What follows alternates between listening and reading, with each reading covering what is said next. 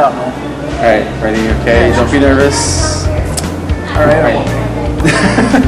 Oh, it's not going. Oh, right. Anyway, we are here, as you can see, for a sneak preview of Gears of War. And, you know, lately Chicago hasn't been getting a lot of love in terms of video games, but tonight is special.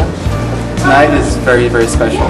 Actually, we are graced with the presence of Michael Capps, the president of Epic Games. It isn't any better than this. The man demoing the game. I'm here for the brats, I'm here for the hot dogs. We're doing this. Flukies is Pizza too. Flukies? Alright. And pizza. Italian beef, I gotta do that. Oh, Portillo's. You gotta go to Portillo's. Portillo's? Everybody says someplace different. Hands down. Chinese beef. Chinese? Alright, let's see. Portillo's, you can't beat it. Alright. Nowhere else. Alright. Anyway, a lot, you know, it's hard to come up with questions. I mean, everyone's game has been all everywhere, all over the news. People have been eating it like fat kids, like eating candy. It's just a little bit of hype. They It's very scary the amount of hype we're getting, I'll be honest. They can never get enough of Gears of I don't know War. if we can stand up to it, that's the concern, right? We'll do our best. I don't think you should be worried though. What we've seen tonight, I don't think would be an issue. My first question is, like, I know like a lot of people. In the past couple of games that have come out for the 360, people have had issues because a lot of people don't have high-def TVs.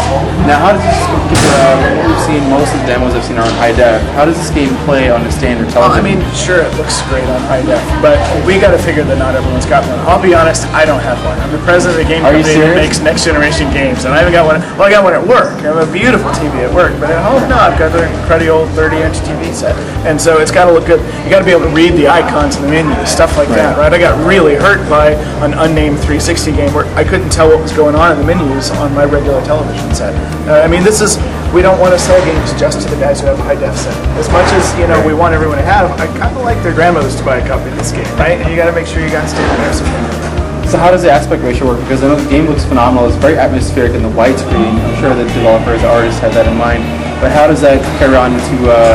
it's not quite as cool without the aspect ratio, and we argued a lot about just letterboxing the whole game, but it still comes out right in the narrow aspect ratio.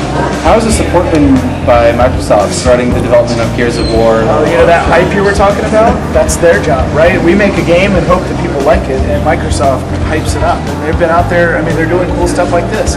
I'm cutting through dudes with a chainsaw at a preview of Texas Chainsaw Massacre. I mean, what a great idea. I mean, that chainsaw scene is basically reminiscent of Halo 2 when they first brought the dual wield, when people saw that for the first time. Chainsaw got the same reaction.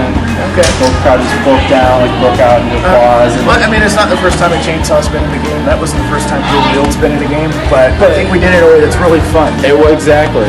It wasn't as sick and not as cool, as wicked as the one we saw this time.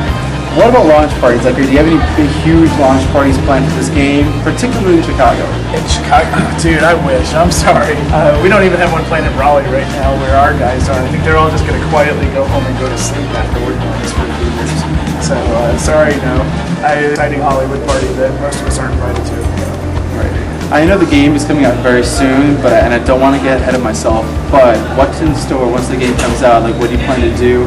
How are you going to support the franchise, or are you going to, what does Epic have in store? Like, well, I can't say and I can't say, but we got a lot of exciting things coming. I mean, it's Epic, and we always do cool stuff that we give away for free. I mean, UT 2004 is the biggest shooter that ever shipped with a number of maps, number of game types, and we still gave away bonus packs and free stuff. I mean, that's Epic, and we're not going to change that. Speaking of maps and multiplayer, like, I know when I'm a PC gamer, so I have 2004, got my copy signed by Cliffy B. Cool. As he brought it out of sign it, all right. Yeah. Well, the question is, like, PC games usually come with a lot of maps for multiplayer, but I mean, UT is primarily, the focus was multiplayer anyway. Yep. So out of the box, you had 50 maps. There was all sorts of game types. What about, and Halo 2 was a big disappointment in that term, because people just used to get 2 maps over and over and over again. Just what about Gears of War? It's such a different thing shipping a console game, right? I mean,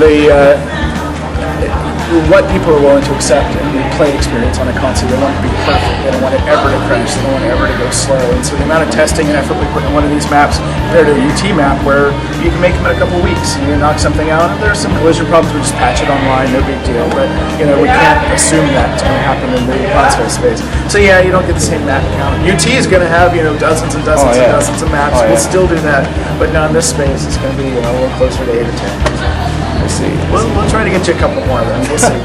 Thanks. So what about community? Like, are you like community support? Like I said, are you going to be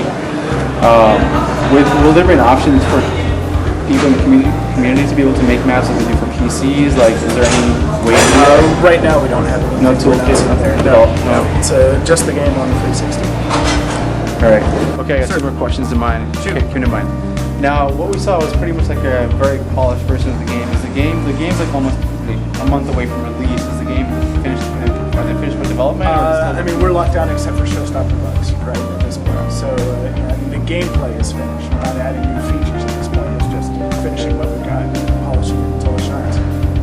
Cool. So, well, this was Michael Capps, president of Epic Games. Thank you so much for coming out to Chicago. It was wonderful having you. Thank you so much. Yeah, thanks for playing the game. And I mean, it goes without saying, like, this game, I mean, I wish you good luck anyway, but I don't think it's not needed. Yes, it is. Not because of needed. That kind of hype, man, we got a lot to stand up to. So, yeah, come check it out November 12th. Believe the hype. Believe the hype. Believe the hype. Believe the hype. Appreciate it, guys. From Gamerside Radio.